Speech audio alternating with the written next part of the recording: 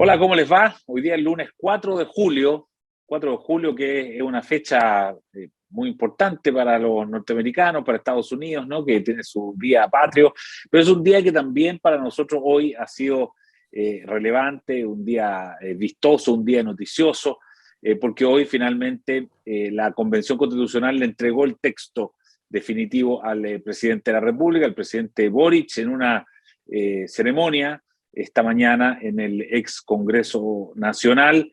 Y por cierto, como de aquí para adelante, ¿no? Y hace harto rato ya, cada uno de estos acontecimientos tiene importancia electoral. El podcast electoral del Líbero con Pepe Out y Darío Paya tiene que hacerse cargo también de ese asunto. Así es que déjenme partir por ahí, Darío Paya. ¿Qué te pareció la ceremonia de hoy día y cuál es el carácter electoral que tú le entregarías a esta ceremonia? Yo creo que hay cosas que no se explican sino electoralmente. A ver. O sea, cantaron la canción nacional 7 u 8 veces, no, ya no me acuerdo, o 2. No. Es evidente lo que está detrás de eso. O sea, para mí es un resumen de lo que fue el esfuerzo que impregnó a todo el ejercicio de quienes pusieron en escena lo de hoy. Tratar de hacer algo lo más sobrio, lo más distinto posible a lo que fue la constituyente, en resumidas cuentas. Lo de la canción nacional, en eso muy, muy destacado. Luego, lapsus en el lenguaje.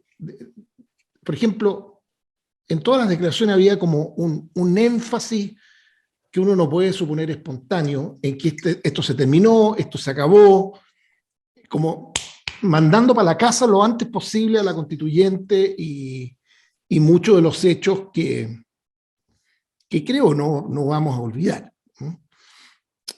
Dar por cerrado esto, como queriendo decir ahora otra cosa, ahora viene otra discusión. Se repetía. Claramente en eso no creo que haya habido espontaneidad, sino que diseño. Pero había lapsus. Por ejemplo, creo que fue el vicepresidente, a Domínguez que se le salió un pase lo que pase. Palabras muy distintas a las que que denotan un ánimo muy distinto al que durante mucho rato se transmitió. Los ausentes. Chanfró. ¿Está invitado? ¿No está invitado? ¿No llegó?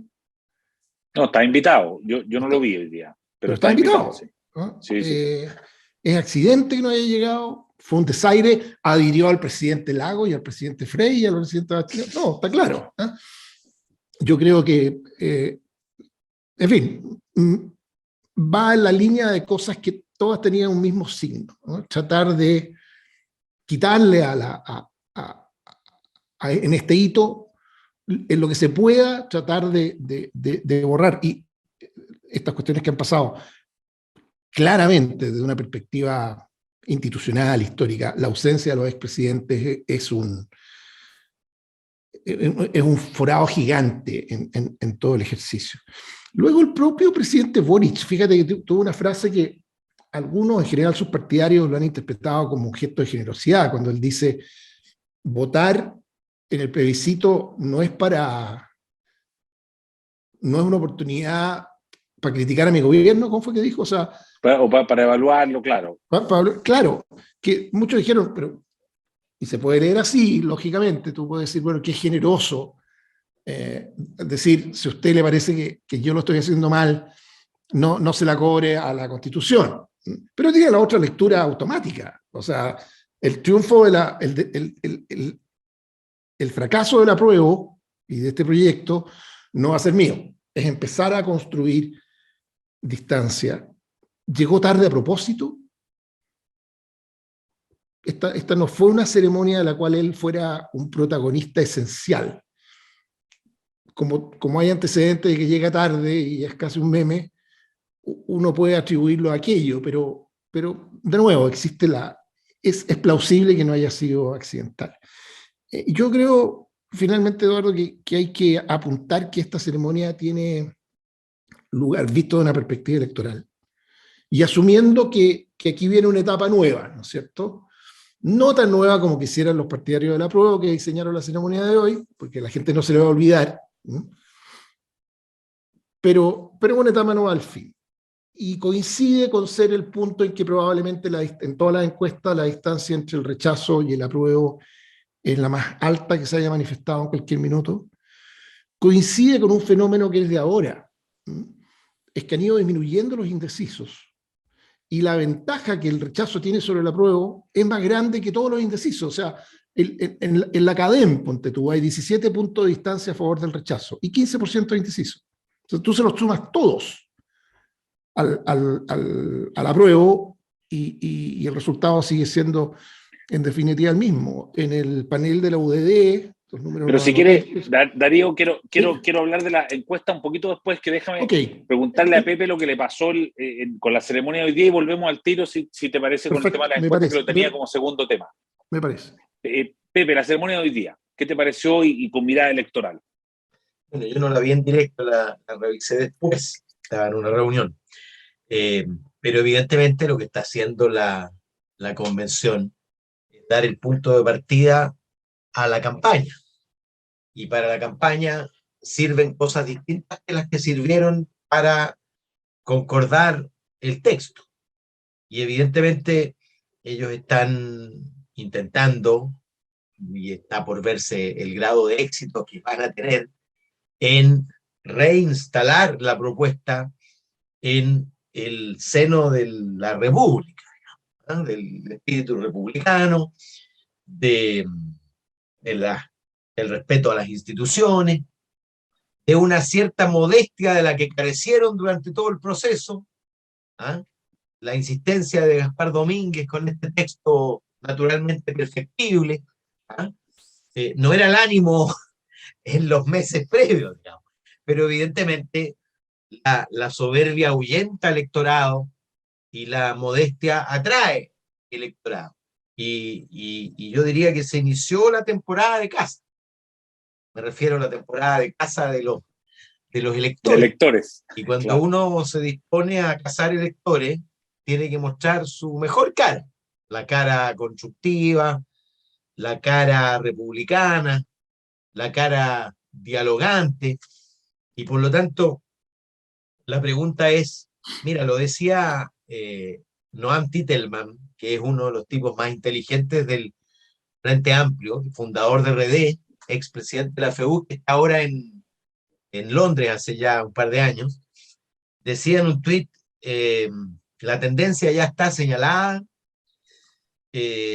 la única posibilidad que nos queda es concentrarnos, orientar todo al aprobar para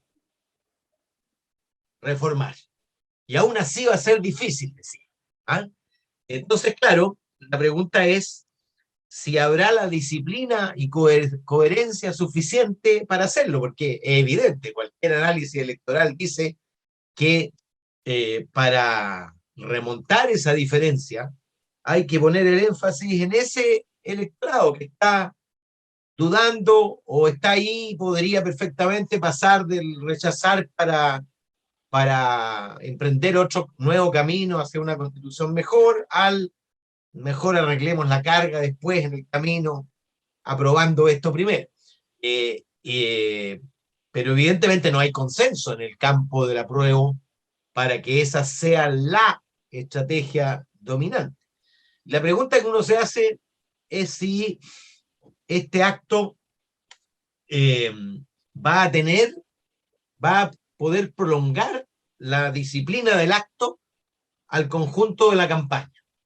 Es decir, primero, ¿cuántos se van a eclipsar y salir de la escena los protagonistas más radicales, los que empujaron este texto y este enfoque?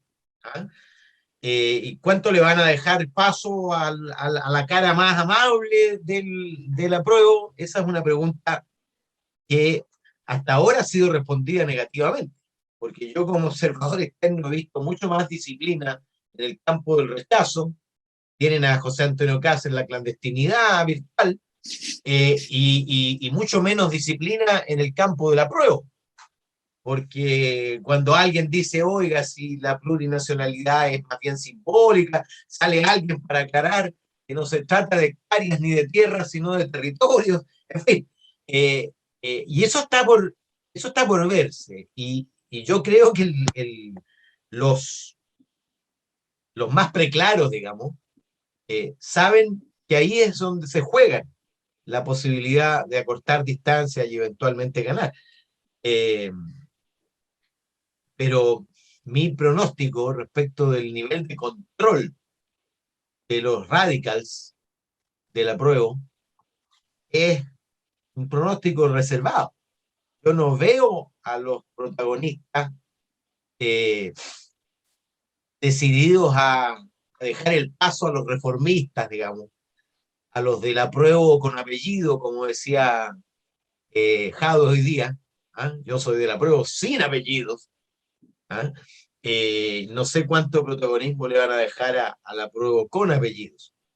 Lo que sí uno puede observar que esto ya, por lo menos ellos están perfectamente conscientes de esto, al punto que el Partido Socialista ha decidido hacer campaña propia. ¿Ah? Y ha decidido hacer campaña propia, y seguramente el PPD lo mismo, para poner énfasis en un enfoque al que seguramente saben no concurrirían el Partido Comunista y parte del Frente Amplio. Muy interesante.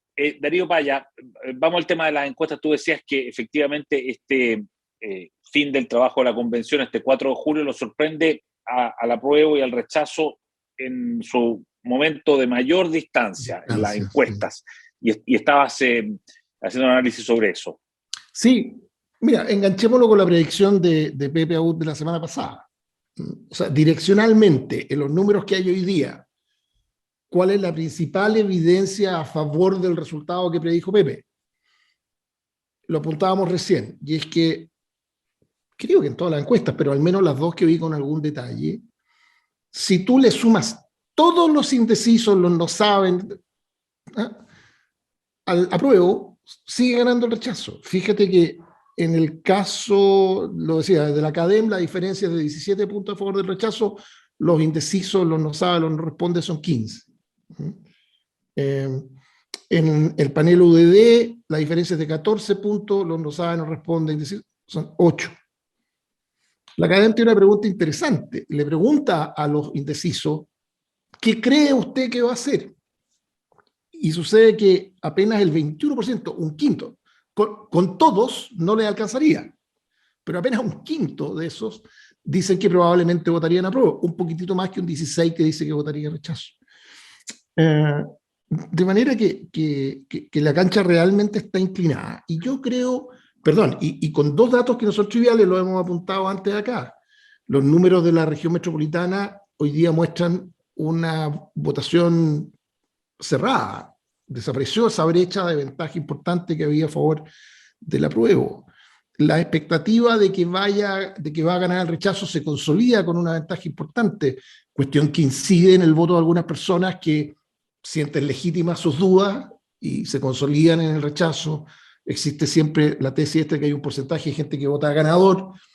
En el margen funcionan, pero visto esto de manera de líneas gruesas, estratégicas, yo me atrevería a aseverar que el resumen de lo que ha pasado este semestre, de marzo hasta acá,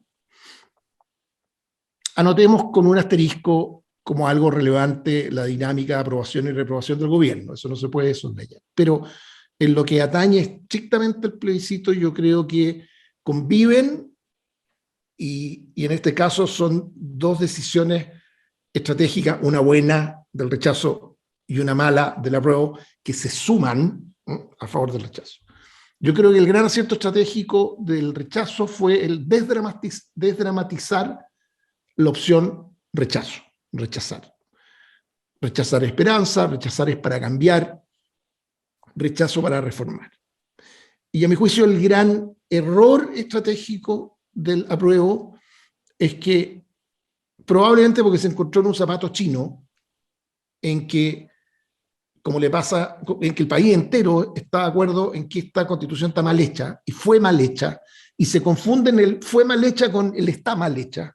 Piensa tú que el 75% de los que votan apruebo creen que hay que arreglarla. Están de acuerdo que está mal hecha.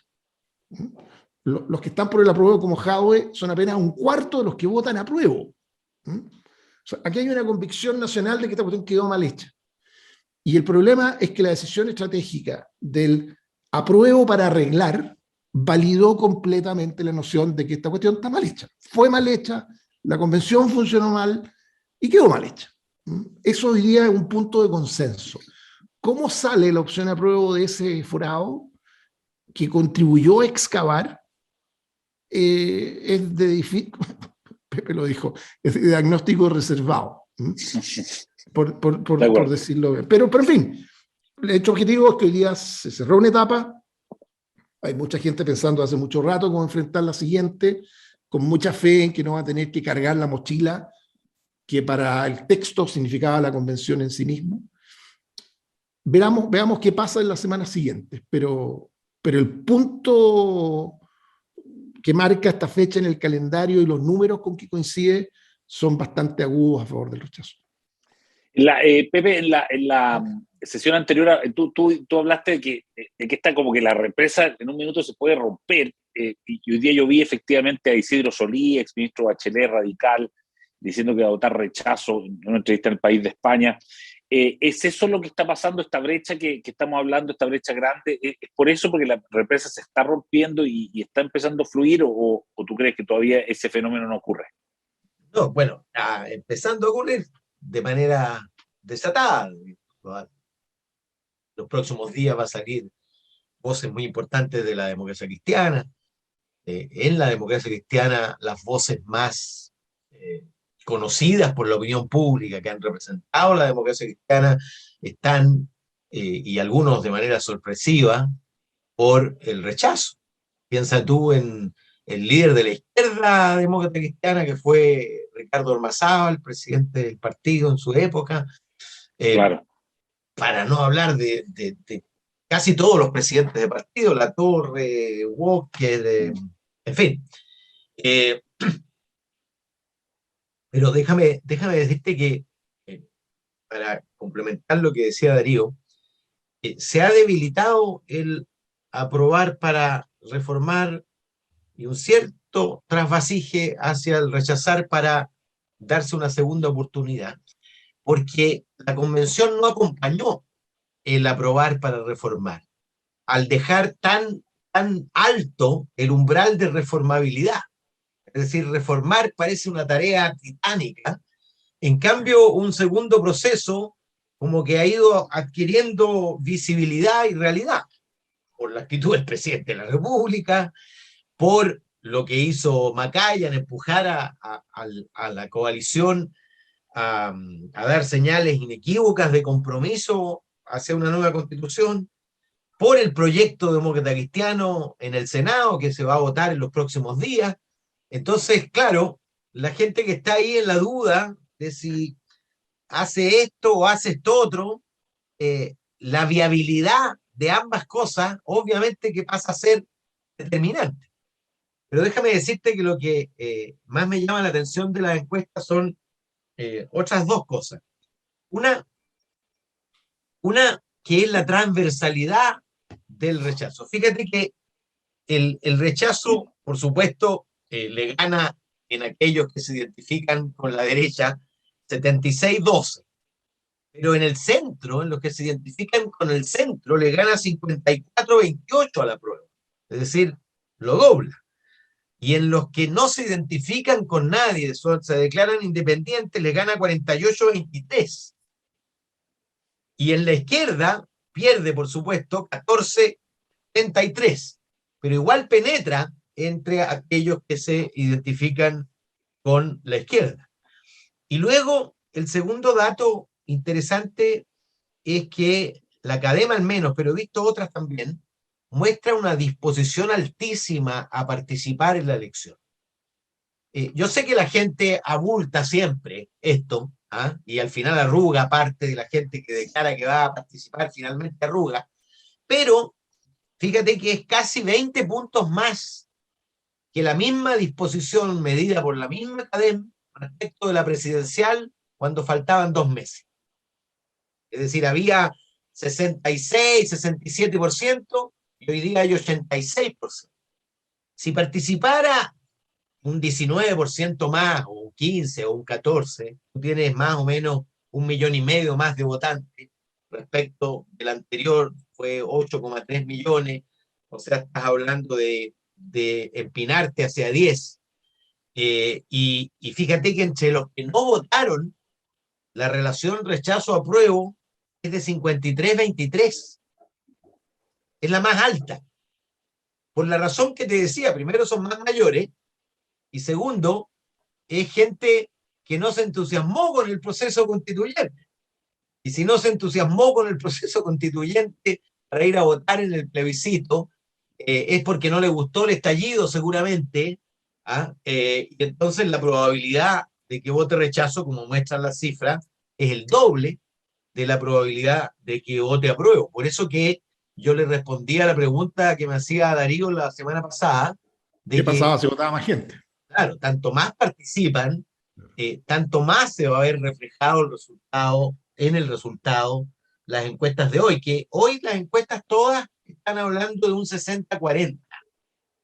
Y yo no creo que llegue a tanto, porque, porque, bueno, van a disponerse las tropas, va a comenzar la movilización. Hoy día dieron ¿cómo se dice? El tiro de largada, ¿ah? El disparo de Claro. largada. Y bueno, ahí hay alguna influencia tienen, por supuesto, no las tropas de élite, sino que la infantería, ¿ah?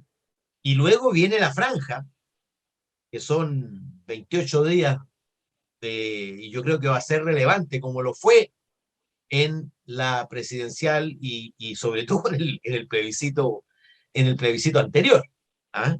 Eh, pero, pero es difícil que cambie la tendencia. Fíjate que cuando cuando una tendencia cambia de dirección, es muy difícil volver a hacerla cambiar. Las dobles conversiones son escasas. Son muy excepcionales, ¿ah? Son muy excepcionales, porque claro, vas subiendo y de repente pensaste a bajar, es muy difícil que vuelvas a subir. Claro, hay una especie como de fuerza centrífuga o centrípeta, no sé Es que cómo. Claro, es como un proceso de retroalimentación positiva, pues claro. Sí. Y fíjate que sobre ese punto, la gente cuando cambia de opción en algo, y esto es muy humano, ¿no? Muy rara vez lo hace pensando o fruto de un raciocinio que suene así: pucha que estaba equivocado yo, pucha que fui Gil. Y mire, la verdad que no operamos así los seres humanos, y no es así como la gente cambia de opciones políticas. Eso pasa cuando uno descubre en otros un error que frustra lo que yo quise. Y en este caso ese otro es muy nítido, es la constituyente. La gente no está, dice, yo estaba en lo correcto en lo que quería, yo voté lo correcto, pero otros me la jugaron chueca. Hicieron otra cosa. Todo. Hicieron otra cosa, le hicieron mal. Fíjate que estaba haciendo mentalmente la matemática. Si tú le sumas a los 51, en la CADEM, por ejemplo, si tú le sumas a la CADEM a los 51 puntos del rechazo, los 3/4 de los votantes de la prueba que están de acuerdo que hay que arreglarla después, tú tienes 75% del país de acuerdo de que esta cuestión quedó mal hecha. Y esa es la razón. Entonces, ¿cómo se desconvence de eso la gente? ¿Qué rostro, con qué música pones en la franja tú para borrar una convicción que ha penetrado tan profundo como para ser compartida por 3/4 de las partes, 3/4 de las personas que votan a prueba, incluso? Claro, es como una convicción ya. Porque el problema, Eduardo, es cierto que hay siempre una relación entre el mensaje y los mensajeros, ¿ah? Y claro, un mal mensajero puede matar un buen mensaje, y un mal mensaje puede inutilizar a un buen mensajero. Que yo preguntaba por Twitter recién una pregunta franca. Imagínense qué habría ocurrido en la segunda vuelta si Gabriel Boric en su campaña hubiera enarbolado la plurinacionalidad, los sistemas de justicia paralelo, la eliminación del estado de emergencia por grave alteración del orden público, el reemplazo del Senado por una Cámara de Regiones. ¿Ah? Evidentemente que no se habría repetido el resultado que hubo, porque el mensaje era un mensaje integrador, era un mensaje amplio, fue un mensaje de centro, ¿ah? Para captar a esos electores que demandaban, por supuesto, cambios, pero en orden, en gradualidad, etc. Y este mensaje es un mensaje que está corrido demasiado a la izquierda del sentido común actual. Probablemente habría arrasado en diciembre del 2019. Claro. Pero parafraseando, hoy día no. Chile cambió. Y agrégale a ese cambiar. listado, Pepe, agrégale que, por último, en la comparación que tú hacías con lo que habría pasado si Boric en su campaña, por último, en su campaña Boric tenía un discurso bien, en segunda vuelta, bien construido en torno al tema de la seguridad pública. Y no le faltaron palabras ni énfasis para decir, créame que aquí la ley se va a respetar. Intentó incluso en materia de inmigración y la seguridad de nuestras fronteras algo similar. Eso está ausente de este proyecto de constitución. Al revés, en ambos temas las intuiciones de la gente retroceden, quedan más amenazadas todavía. Entonces, claro, porque no hay nada explícito para ese lado. Pero oye, los partidos hay que jugarlo. Hay que jugarlo hasta el último minuto. Oye, y eso, a propósito de Garín, hoy día en Wimbledon, dio vuelta un partido con 2 puntos de partido en contra, y eso te demuestra que los partidos se juegan hasta el ultísimo segundo. Y eso es absolutamente clave. No creo que haya puntos tan brillantes. Yo vi el resumen, pero hay unos puntos extraordinarios. No creo que haya puntos tan brillantes en los debates de... Acá. Está bien. Claro, Garín no jugó duchándose. Claro, ese tipo de cosas sirven. Claro. Oye, pero vamos a estar nosotros cubriendo toda la campaña que parte el miércoles con nuestro podcast electoral, así es que yo sé que tenemos terminamos nuestro podcast constituyente, que era el de los días viernes, y sabemos que hay hartos viudos de eso, y viudas, pero nosotros vamos a hacer la pega, vamos a estar hasta el último día, digamos, viendo la cosa electoral, así es que gracias por eso, Pepe Out, gracias por eso, Darío Paya, nos encontramos el próximo lunes. Chao, chao. Chao, chao. El Líbero, la realidad como no la habías visto. Haz que estos contenidos lleguen más lejos haciéndote miembro de la Red Líbero.